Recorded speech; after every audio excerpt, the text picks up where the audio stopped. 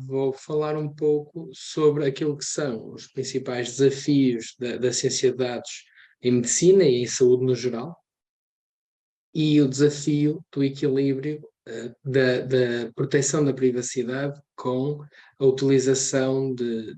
mecanismos mais sofisticados de análise de dados, como os que são considerados como inteligência artificial. Estruturei esta apresentação para ser fácil, ou o mais fácil possível, acompanhar. Portanto, se houver alguma questão que não fique tão claro, depois no fim penso que poderemos falar sobre isso. Em primeiro lugar, falar daquilo que são os desafios da ciência de dados atualmente, não é? Hoje em dia sabemos que há uma grande necessidade na recolha de dados não só em grande quantidade, mas também numa velocidade cada vez maior, e para isso os processos de transição digital, que já têm vindo a ocorrer nas últimas décadas, mas que agora estão a ganhar um reforço maior, bem como alguns sistemas de automação, ajudam-nos a recolher uma maior variedade de dados em diferentes contextos, em diferentes ambientes, e permitir criar uma imagem mais complexa daquilo que é a nossa realidade. No entanto, também sabemos, e tem estado nas notícias ultimamente, que novas ferramentas cada vez mais sofisticadas nos permitem analisar dados a uma velocidade e a uma complexidade que até agora seriam difíceis ou muito laboriosas. Neste momento, nós utilizamos algumas ferramentas de inteligência artificial que nos dão resultados que parecem quase magia, mas que no fundo são um reflexo de bastante trabalho, muito complexo e muito compactado, mas que do lado do utilizador e do investigador acabam por oferecer resultados muito interessantes. Por outro lado, para que isto funcione tudo bem, precisa de, na base, os dados que são recolhidos e que são utilizados para treinar os modelos e que são gerados pelos próprios modelos, precisam de não só dados em grande quantidade, mas também de muito boa qualidade. Senão, os resultados que são produzidos acabam por ser inferiores ou até enganadores àquilo que deveríamos esperar ou encontrar. No entanto, apesar de nós querermos estes dados com muita qualidade, há dados que nós conhecemos bem, dados que são muito precisos e que descrevem com bastante pormenor uma realidade, ou pessoas, ou o seu comportamento, nós enfrentamos cada vez mais desafios relativamente à manutenção da privacidade. Existem bastantes regulamentos que acabam por abranger praticamente todos os contextos nos quais nós possamos interagir,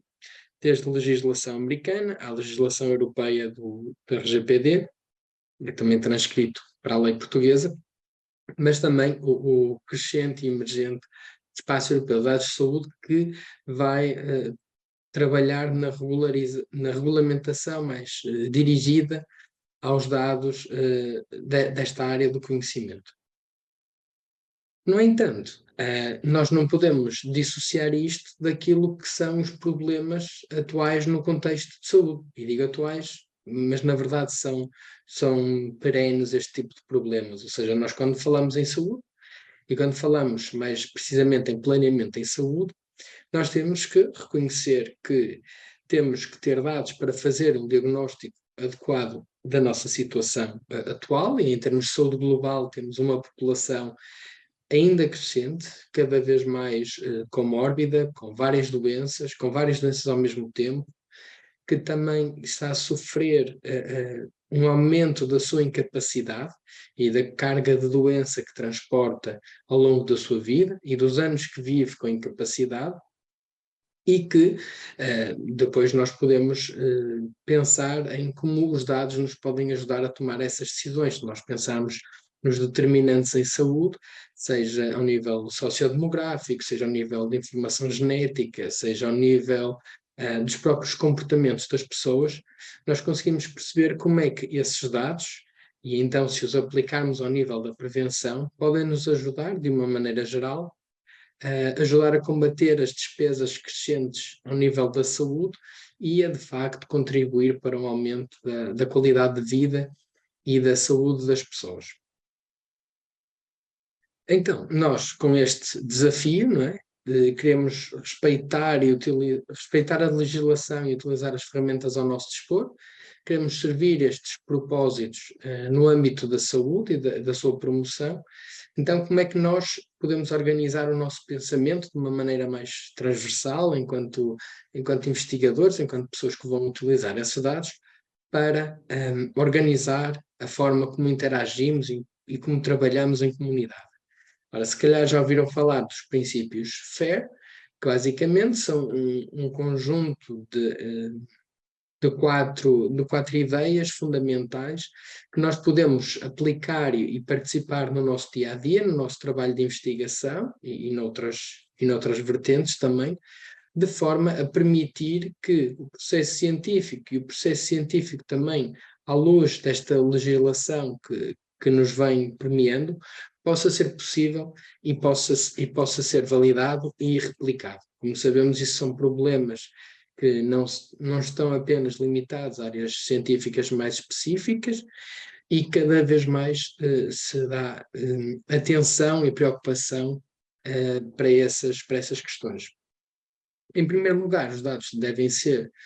findable, encontráveis, ou seja, nós devemos ter a capacidade de saber onde é que os dados estão, seja num formato online, seja num formato físico. É importante nós, quando utilizamos dados para investigação, sabemos que dados existem e onde é que nós os podemos ir buscar. Por exemplo, falando em dados de saúde, existem muitos que estão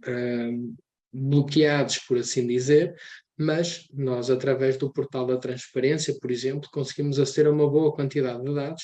e que nos permite até fazer análise e associações entre diferentes dimensões que estão a ser medidas sobre a população. No entanto, o segundo passo é nós conseguirmos aceder a esses dados. Como eu estava a falar do portal da transparência, de facto, é mais fácil nós acedermos a esses dados, não precisamos de fazer um login, não precisamos de pedir permissões acrescidas, mas seja ao nível de utilização de dados de uma instituição de saúde ou ao nível de dados de um conjunto de pessoas, nós muitas vezes temos que ter permissão não só do departamento informático, também temos de ter um parecer do Conselho de Ética, temos de muitas vezes garantir que os dados de facto nos chegam íntegros e intactos à nossa análise, não há problemas no transporte ou no formato utilizado, e esse é um problema que de facto acaba por estar aqui a melhor representar as limitações ou as exigências, por assim dizer, daquilo que é a legislação que nos vem acompanhando. Depois, temos a questão da interoperabilidade, ou seja, eu para conseguir ler os dados que são recolhidos de um hospital, por exemplo, tenho de receber esses dados num ficheiro que eu consiga utilizar. Por exemplo, se estivermos a falar de registros relativamente ao número de pessoas que visitam as urgências por dia, se calhar era interessante receber esses dados num ficheiro Excel ou num ficheiro CSV para conseguir, de facto, abrir no meu computador sem um software ou algum equipamento específico e mais restrito. Da mesma maneira que para as imagens, existem alguns formatos mais padronizados, como o DICOM, mas também pode ser um PNG, pode ser um JPEG, pode ser qualquer formato que me permita, depois, a mim, durante a investigação, utilizar essas imagens de uma forma útil. E isso vai desde conseguir sequer abrir os ficheiros, até poder garantir que a análise que eu estou a correr naqueles ficheiros não está a utilizar dados que foram adulterados ou manipulados por um processo de conversão ou de armazenamento alternativo. E, por fim, temos a questão de reutilização. Ora, isto é importante porque, muitas vezes, os dados, e os dados de boa qualidade,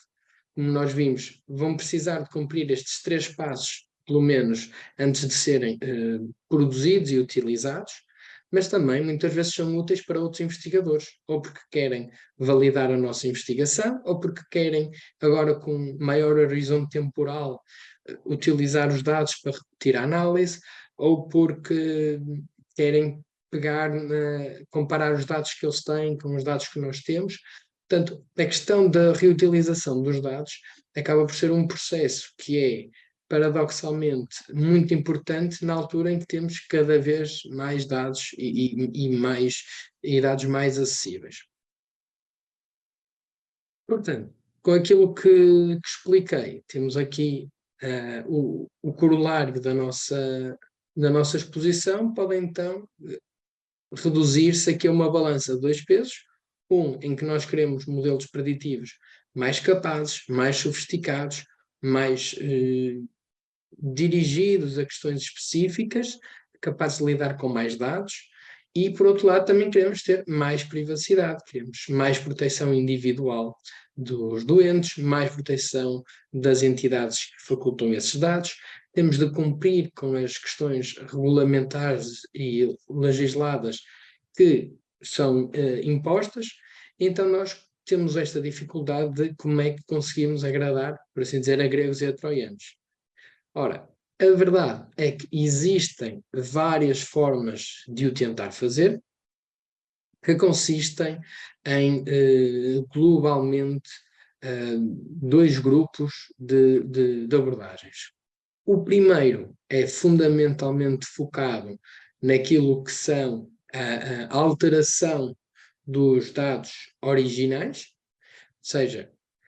através de eliminação de algumas componentes, criação de dados sintéticos a partir desses dados, ou de alguma forma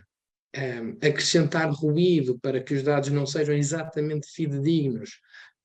relativamente ao contexto original. Nós, com essas abordagens, aquilo que nós conseguimos fazer é, a partir dos dados originais, com pequenas alterações, conseguir aproximá-los de dados que continuam a ser muito úteis para efeitos de investigação, mas que já não estão a comprometer tanto a privacidade da sua fonte, sejam as pessoas, sejam outras entidades. Então, esta questão foca-se então naquilo que são as redactions, né? Quando tiramos certas partes dos dados, aquilo que comumente referimos como pseudo-anonimização. Temos a questão do hashing e do linking, em que conseguimos converter o significado dos dados noutra versão que não a original. Temos os dados sintéticos, ou seja, dados que são criados de forma a mimetizar os dados originais, mas sem ser uma correspondência exata destes. E depois temos a questão da privacidade diferencial, em que nós acrescentamos algum ruído ao nosso dataset, de forma a que ele não seja exatamente igual àquilo que foi recolhido. Depois, por fim, e a meu ver, se calhar um pouco mais interessante, temos um conjunto de abordagens que querem manter os dados conforme eles são e utilizam-nos no seu formato original em arquiteturas que, através de processos mais matemáticos, conseguem evitar que os dados sejam ou revelados diretamente a quem está a ser analisado, ou a quem possa tentar interceptar esse processo, ou então através de mecanismos que, como a encriptação homomórfica, que acabam por alterar os dados num formato em que qualquer pessoa que os vá ler não consegue perceber, mas o seu valor continua lá, e se nós combinarmos os dados entre si, eles continuam a fazer sentido entre eles. Aquilo que eu vou falar um pouco mais hoje são as questões de aprendizagem federada. Temos aqui um exemplo em que aquilo que nós fazemos é repartir o processo de inferência, ou seja, nós quando estamos a utilizar dados, queremos criar uma abstração para gerar alguma informação sobre aquele domínio da realidade, e então aquilo que nós fazemos, quando temos vários parceiros a contribuir com dados, por exemplo, vários hospitais, em vez de nós juntarmos os dados de todos os hospitais num sítio só, por exemplo, para perceber o efeito do IMC no risco de mortalidade a 10 anos, por exemplo. Nós podemos criar uma forma diferente em que, sem comunicar os dados diretamente, conseguimos que um investigador consiga tirar conclusões aproveitando todos esses dados. Então, como é que isso é feito? Nós atualmente, por exemplo, um hospital que queira fazer essa análise, se quiser manter a privacidade de forma completa, tem que utilizar só os seus dados, portanto, menos daquilo que é o universo existente, mas pode tentar assegurar uma maior privacidade, porque ninguém vê esses dados além do próprio hospital, que já teria acesso a estes. Por outro lado, nós muitas vezes, quando queremos conduzir investigações a nível nacional, e se precisarmos dos dados de diferentes hospitais, uma instituição como, por exemplo, a ACSS, pode centralizar nela dados obtidos de cada um dos hospitais, não é? Mas, se calhar, os hospitais ficariam menos propensos a partilhar esses dados com outra entidade que não a ACSS, porque iria comprometer a sua privacidade, ia acrescentar um ator ou alguém que poderia ver e eventualmente manipular esses dados. No entanto, a precisão de um modelo gerado com mais dados, se calhar era mais interessante. As ferramentas distribuídas, como comecei a falar, acabam por ter um pouco do melhor dos dois mundos, porque conseguem aproveitar a informação latente nos dados sem os analisar, sem os visualizar diretamente e sem eles serem transmitidos para fora do seu local original. Ou seja, por exemplo, se nós aqui imaginarmos aquela questão que vos estava a falar, no eixo das abscissas, imaginemos que é uma progressão do índice de massa corporal e no eixo das ordenadas o risco de mortalidade, o risco de morte. Aquilo que nós podemos ver, imaginando que cada nó representa um hospital, é que cada hospital, por ter doentes diferentes, por ter características diferentes, vai apresentar uma distribuição diferente dos seus resultados e, se calhar, vai indicar-nos uma associação diferente. Que é isto que, aqui num caso simples de regressão linear, é isto que nós vamos fazer quando falamos de aprendizagem federada. Ou seja, pedimos a cada um dos agentes que participa na investigação para nos dar a sua abstração do conhecimento, ou seja, já não estamos a falar dos dados individuais, mas do conhecimento, que aqui pode ser representado com dois números muito simples, neste caso, que no fundo a ordenada na origem e a inclinação da reta, e em vez de enviar os dados todos, envia só esses parâmetros abstraídos, já generalizados, já anonimizados, e que nos permite depois, a nível central, visualizando cada um dos parâmetros do modelo, criar um modelo de síntese, em que conseguimos obter informação latente de todos os dados individuais, mas de uma forma mais protetora da privacidade. Por exemplo, aqui podemos fazer coisas como a média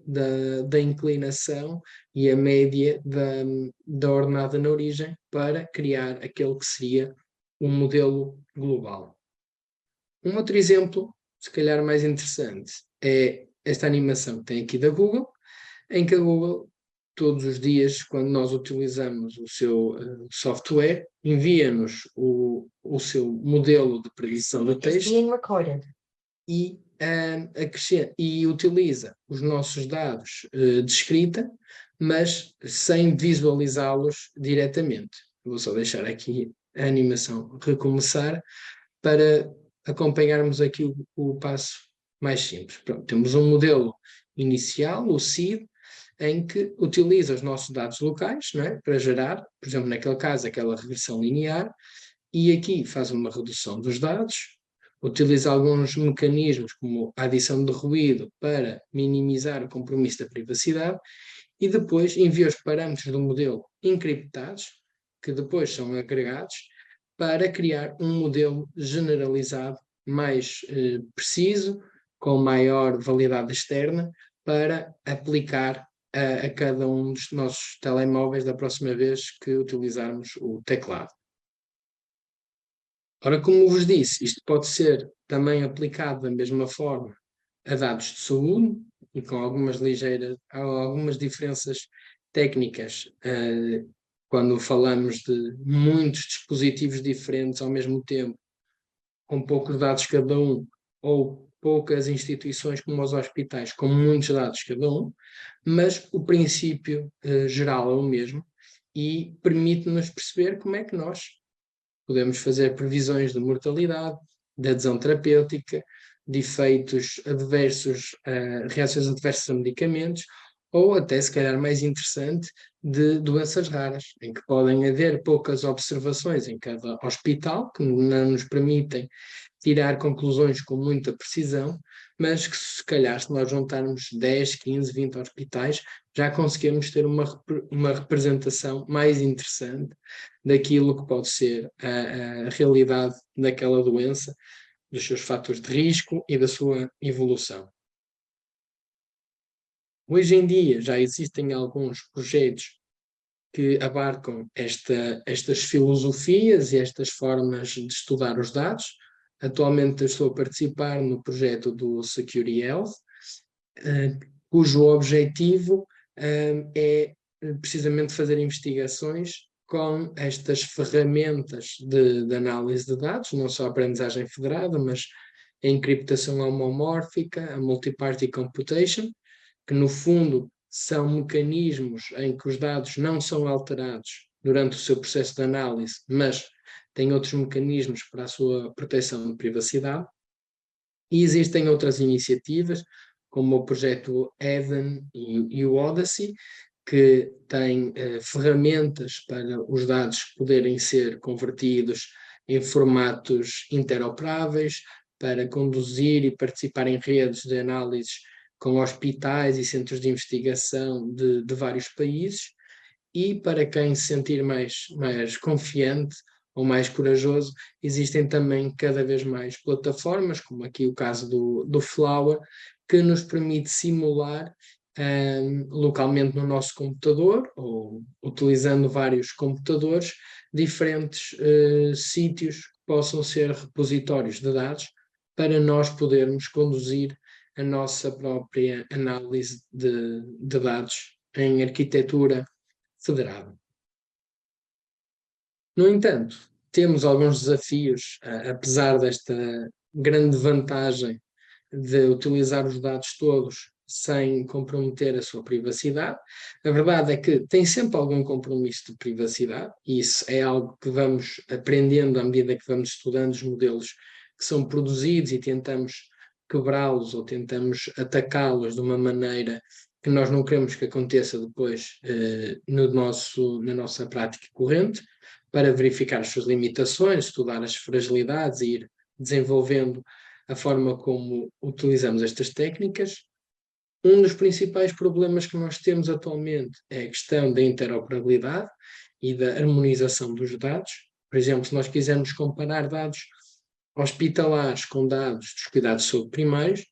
vamos ter ontologias completamente diferentes ao nível de domínios que até são relativamente comuns, como a lista de diagnósticos no hospital e a lista de problemas nos cuidados de saúde primários. Mas mesmo dentro de diferentes hospitais, para os diferentes softwares utilizados, por exemplo, na urgência, na prescrição médica, nos registros clínicos, é muito fácil que num grupo de 5 ou 6 hospitais públicos, nenhum deles seja exatamente igual na sua lista de software ao vizinho. Por outro lado, temos aqui bastantes componentes mais técnicas, ao nível da engenharia computacional, da engenharia de informação, em que nós temos de ter em conta os custos computacionais, os custos de comunicação, por exemplo, no caso da encriptação homomórfica, são bastante consideráveis e são uma limitação bastante importante dessas ferramentas, e também da questão do próprio fluxo de dados, não só a nível destes sistemas mais automatizados, mas também dos princípios básicos de utilização, autenticação, auditoria, de quem usa os dados, como é que usa os dados, para quê e de que forma é que o faz, seja em papel, seja nestes mecanismos informatizados. E depois também acompanhar a evolução e a discussão daquilo que é a regulamentação e a legislação que vai evoluindo. Aqui recentemente, há coisa de um mês ou dois, saiu um artigo que faz esta discussão de como é que estas tecnologias protetoras da privacidade respeitam ou não e em que contextos legislação como o RGPD, e são questões que não são só da comunidade científica, não são só dos intervenientes políticos, não são só das pessoas que estão mais habituadas a analisar a lei, mas que são uma discussão que tem necessariamente o envolvimento de todos e também dos investigadores e dos utentes, naturalmente. Por fim, quais são as principais conclusões do estado da arte deste grupo e deste domínio de investigação? Ora, para a área da saúde, os resultados ainda são um pouco definidos, ainda existe muita heterogeneidade na forma como os resultados são reportados, da forma como os próprios modelos são desenvolvidos, já para não falar na heterogeneidade dos dados em si, dos sistemas de informação que os recolhem e da forma de os recolher. Esse é um grande desafio e neste momento, como parte também do projeto do Security Health, tivemos a trabalhar, eu e outros colegas, numa revisão bibliométrica sobre o tema, e agora estamos a conduzir uma revisão sistemática sobre estas aplicações no domínio da saúde. E também, para efeitos de cumprimento dos princípios FAIR, também desenvolvemos um protocolo que está agora prestes a ser publicado para que outros autores que tenham interesse nesta área possam auditar o nosso trabalho, possam replicar a nossa abordagem daqui a um ano ou dois, caso tenham interesse em perceber como é que o campo evoluiu, não terem o trabalho todo que nós tivemos, e pronto, perceber-se também como é que a nossa abordagem compara com a de outros investigadores. Por fim, de uma maneira geral, as ideias-chave são que este potencial de analisar os dados sem os extrair ou sem os visualizar diretamente é muito importante e vai contribuir para grandes ganhos na área da saúde e da investigação. No entanto, na base tem que estar sempre dados e modelos de alta qualidade para que a validade interna e externa dos modelos seja adequada. E, no fim, aquilo que ainda é preciso fazer é continuar a investigação e comparar com casos de usos reais, no meu caso, ao nível da saúde, mas existem outros trabalhos ao nível, por exemplo, das redes de eletricidade, smart cities, monitorização de veículos e trânsito, enfim, é todo um mundo para explorar. E pronto, tem aqui uma mensagem, mas aquilo que vos tinha a dizer era isto. Não sei se têm alguma dúvida.